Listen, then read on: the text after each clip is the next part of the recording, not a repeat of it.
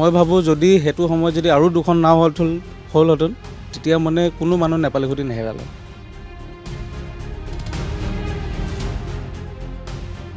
লগৰকেইজনৰ সৈতে মিলি পেলাই আমি মানুহৰ বস্তু বাহনি মানে যি মূল্যৱান বস্তু সকলো বস্তু উলিয়াই আছিলোঁ আৰু সেনেকৈ আমি উলিয়ালে বহুত ভিতৰলৈ সোমাই গ'লোঁ।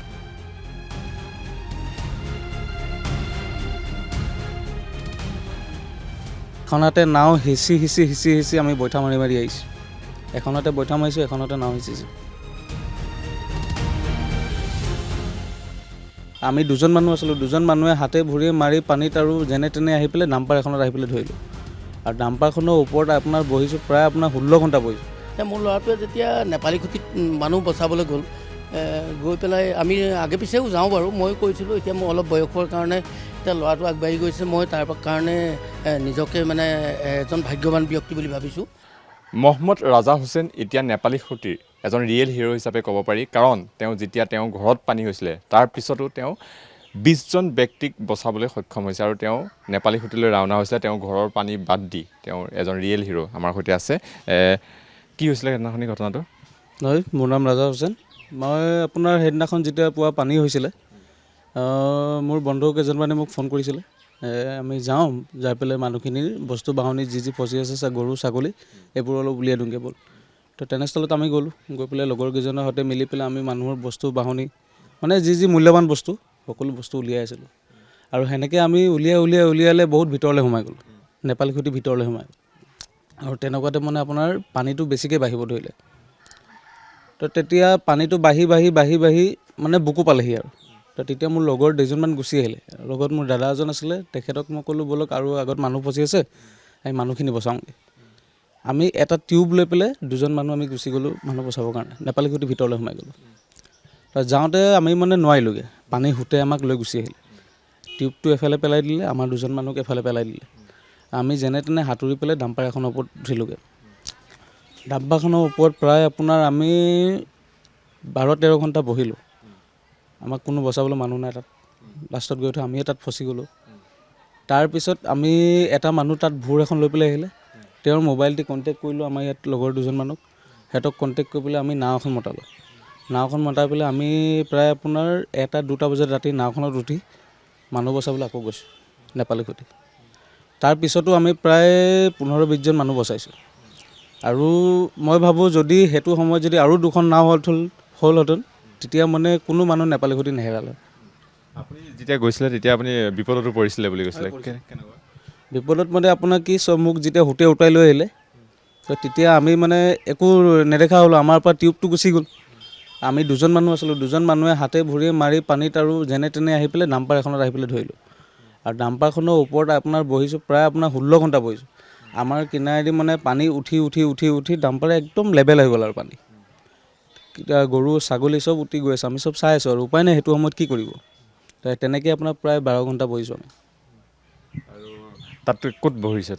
তাতে ডাম্পাৰৰ ওপৰতে আমি ডাম্পাৰৰ ওপৰত টপৰ ওপৰতে বহি আছিলোঁ। আৰু আপুনি কেইজন বচালে? আমি প্ৰায় 15-20জনৰ ওপৰত বচাইছোঁ মানুহ। আপোনালোকৰ ঘৰতো পানী আছিলে? টিঙৰ ওপৰত মানুহ বহি আছিলে। আপোনাৰ ঘৰতো পানী হৈছিলে? আপোনাৰ ৰাতিপুৱা যেতিয়া ঘৰলৈ আহি পেলাই দেখিছোঁ ঘৰ পৰা ভৰ্তি, বস্তু বাহনি চব ডুবি শেষ, একো বচাব নোৱাৰিলোঁ। তাৰপিছতো আপুনি বেলেগক বচাব গৈছে? হয়। চিঞৰি আছিলে তেখেতে? তেওঁলোকে চিঞৰি আছিলে। যেতিয়া আমি নাওখনৰ পৰা ওলাইছোঁ তেতিয়া তেওঁলোকে চিঞৰি আছে বচা। আমি এফালে যাওঁ, এই দুজন মানুহক উঠাওঁ, এফালে মানে লাষ্টত এনেকুৱা হৈ গ'ল নাওখন আমাৰ মানে বেছি ভৰ্তি হৈ গ'ল, নাৱত পানী সোমাব ধৰিলে। এখনতে নাও সিঁচি আমি বৈঠা মাৰি আহিছোঁ। এখনতে বৈঠা মাৰিছোঁ, এখনতে নাও সিঁচিছোঁ। এটা মৰ্মাহত ঘটনা সিদিনা যিটো হৈ গ'ল, আৰু আমি বিহুবৰ চিলনীত বানপানীটো হোৱা দেখিছোঁ, কিন্তু আমাৰ এইবিলাক অঞ্চলত কাহানিও আমি বানপানীৰ সৈতে সন্মুখীন হোৱা নাছিলোঁ। আৰু তেনেস্থলত সিদিনা যেতিয়া আচম্বিতে বানপানীটো আহি গ'লত প্ৰথম আমাৰ ঘৰত নোসোমাইছিলে। এতিয়া মোৰ ল'ৰাটোৱে যেতিয়া নেপালী খুঁটিত মানুহ বচাবলৈ গৈ পেলাই আমি আগে পিছেও যাওঁ বাৰু, মই কৈছিলোঁ এতিয়া মোৰ অলপ বয়সৰ কাৰণে এতিয়া ল'ৰাটো আগবাঢ়ি গৈছে, মই তাৰ কাৰণে নিজকে মানে এজন ভাগ্যৱান ব্যক্তি বুলি ভাবিছোঁ।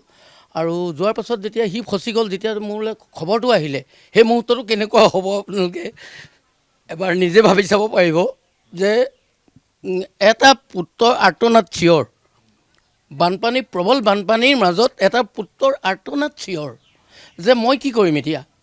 আৰু পিতৃয়ে ইফালে তাৰ ৰং চোৱা নিচিনা হৈছে, কাৰণ মোৰো তাক বচাবলৈ উপায় নাই আৰু সিও মোৰ ওচৰলৈ আহিবলৈ সময় নাই।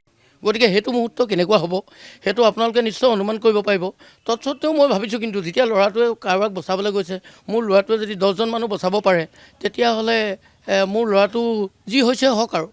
তেনেকৈ মই মনত ভাবিছোঁ যে সিটো কোনো বেয়া কামত যোৱা নাই, কিবা কৰিছে। মোৰ ঘৰখনটো ধ্বংস হৈছে, অন্ততঃ ল'ৰাটো যদি থাকিলেহেঁতেন মই কিছু বস্তু বচাব পাৰিলোহেঁতেন, কাৰণ মোৰ ভৰি এখন সম্পূৰ্ণ বেয়া, মই বচাব নোৱাৰোঁ। আৰু ল'ৰাটো যদি থাকিলেহেঁতেন মই কিছুমান বস্তু বচাব পাৰিলোহেঁতেন। তৎসত্ত্বেও মোৰ সেইটো কোনো তেওঁৰ প্ৰতি, ল'ৰাজনৰ প্ৰতি মানে অভিমান নহয়। কিন্তু তেওঁতো বেয়া কামত যোৱা নাই, বানপানী উপভোগ কৰিবলৈ যোৱা নাই। মানুহৰ কাৰোবাৰ জীৱন ৰক্ষা কৰিবলৈ গৈছে, কাৰোবাৰ সা সম্পত্তি ৰক্ষা কৰিবলৈ গৈছে, কাৰোবাক উদ্ধাৰ অভিযান কৰিবলৈ গৈছে, কাৰোবাক বচাবলৈ গৈছে। কাৰোবাৰ প্ৰাণ বচাবলৈ যোৱাটো কেতিয়াও মোৰ মতে বেয়া কাম হ'ব নোৱাৰে। আৰু যদিও মোৰ ঘৰৰ বস্তুখিনি নষ্ট হৈছে, মোৰ ল'ৰাটোৰ পৰা যদি 2জন ব্যক্তিও জান বাচিছে, তেতিয়াহ'লে মই এই লছখিনিলৈ সেই 2জন ব্যক্তিৰ কথাটো মই মনত পেলাই দিওঁ।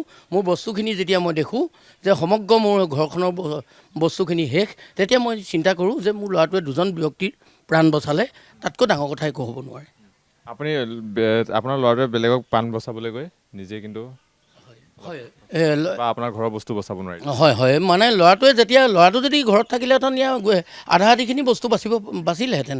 কিন্তু সি ধৰি লওক হিলনি মানুহখিনিক উদ্ধাৰ কৰিবলৈ গৈছিলে, আৰু বানপানীটো হিলনিতে প্ৰায় হয়।